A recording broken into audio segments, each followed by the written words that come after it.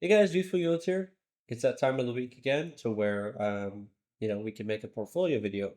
So, first thing right off the bat, I'd like to highlight is there's a large Bitcoin balance in my portfolio. This is not from me buying any Bitcoin.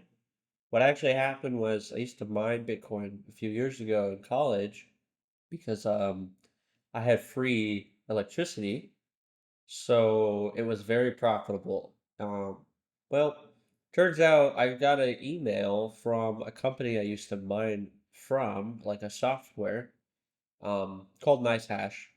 But they emailed me saying, "Hey, we haven't seen you in a while, and you have a remaining Bitcoin balance." And I was like, "That's weird." Anyways, I went on there and I had about 500, 500 some odd dollars in Bitcoin. So I figured I'd deposit it in here, and when the price gets decent enough, I can just sell it. Now, currently it's at 65K, but I'm kind of hoping it crosses that close to like 70K. Once it hits there, I'm probably just gonna sell it, and if it hits 100K shortly after that, I don't care. Because to me, I don't like Bitcoin. It's very volatile, so um, oh, that's one of many reasons. But so let's try to ignore that. But uh yeah. So let's move into the stocks and ETFs part of this video. So essentially, I would like to start off also by saying I'm kind of thinking of selling, and I think I mentioned this last portfolio update, but Phoebe and possibly AMZ. Phoebe, I just kind of got in because of FOMO, to be honest. But I've gained a little bit off of it. I think the total equity I have right now is close to $100, but I can use that elsewhere and get a higher dividend from it. Um, with AMZ, it's the same kind of story. I bought it because it was trading sideways, and now it's gone down. Now, um, even if the yield stays the same, it doesn't really matter because we're gonna get smaller distributions from that. So I'm thinking about selling those two, and if I do, that'd be about $400 or something like that. Where I could, uh, yeah, $410 that I could put into something like RDTE. Now, the only thing is because they changed the distribution schedule, I was thinking like recently, I was like, okay, I can do that next week or something, 2 weeks from now. But no, because they changed the distribution schedule, Phoebe is on Group B, which is the 9th, or actually the ex-dividend date's on the 10th, right? And then AMC is on Group D, which is kind of annoying, which is the end of the month. So actually, I should have received a payment. Oh, no, right. They didn't do these updates. Another thing is, I'm pretty sure Jay mentioned in an interview somewhere that a lot of these are going to, especially mainly Group D, is going to have a higher distribution because essentially what's going to happen is we're going to have almost, I think, well, it's just going to be a longer distribution than the rest of them. It's going to be close to 2 months. It's like 1.5 months of distribute or of trading. So that's also going to be very nice for Misty. It doesn't actually technically make a difference, uh, regardless though. So it's just more of an annoyance starting out, and kind of annoying because now you have to kind of keep track of multiple dates. Um, but I know a lot of people are excited about getting paid weekly. Me right now, I'm not really using these that much as income funds because I'm just kind of using drip on, or it's like pseudo drip. Excuse me. But yeah, moving on.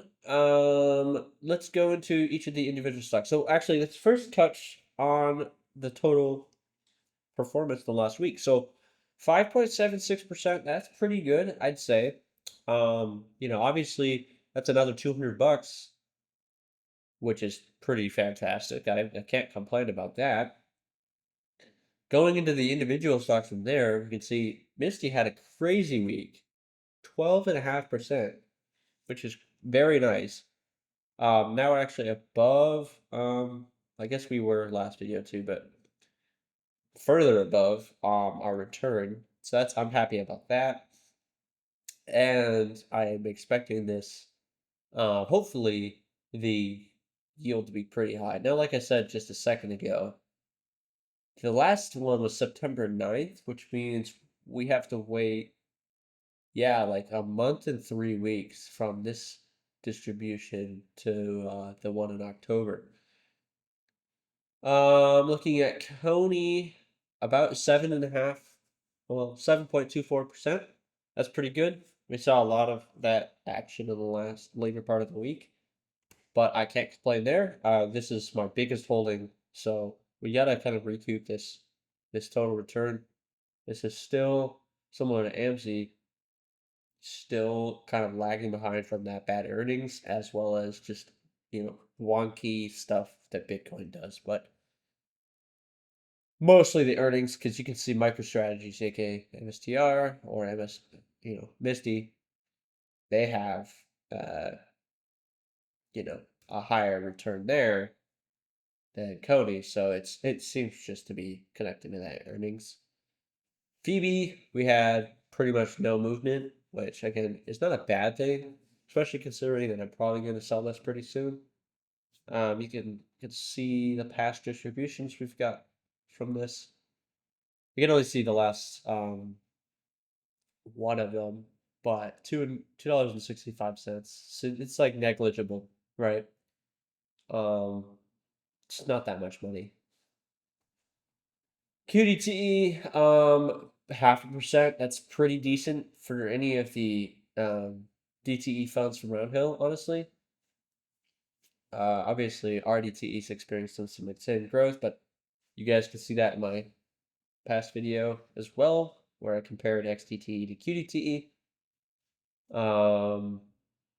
And I also mentioned some RDTE in there as well. Now, this has been doing phenomenal. I'm thinking about getting maybe some more of this, but probably going to get more XDTE, which is kind of what that video was about. Um, yeah, nothing to complain about, especially because we have such a equity, low equity in this. We've only lost like 0.63%. So that's a very happy number for me. XPXL, not actually a ton of movement, which is interesting. Um, Considering this is a leveraged fund, that would mean that the underlying, aka the S&P 500, had like virtually no movement the last week. So yeah, but total return, I'm still happy about. We're up about 6%. So AMZ is our only loser this week and is down 1 entire %, which is kind of annoying because, like I said, we're already down.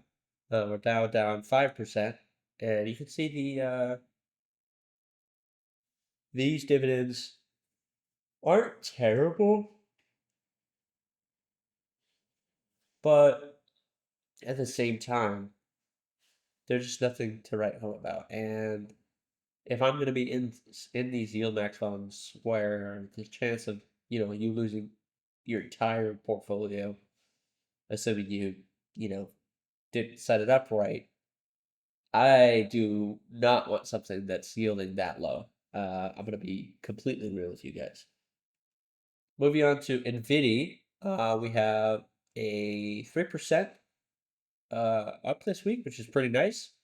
We're still actually down 14%, but I'm I'm pretty happy with this. And these honestly are pretty decent, I'd say. I think we have more value in this than we do like AMZ though, but not by much. You see $381, 313, but twice the distribution. So yeah. And then lastly, USD, we have a 7% increase. which is a 19% total return. Now, this kind of goes up and down, obviously, if we look at the last month.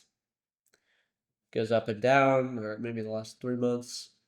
It goes up and down, right? At one point, it was up like 30% of our total, which was phenomenal. But yeah, I don't know. This one is interesting because stuff like Nvidia is doing very well.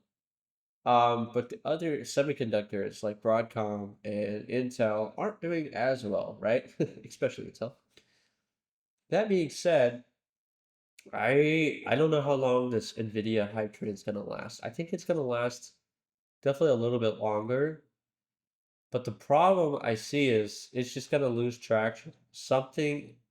It's been enough time so far that I think something new is gonna come out pretty soon.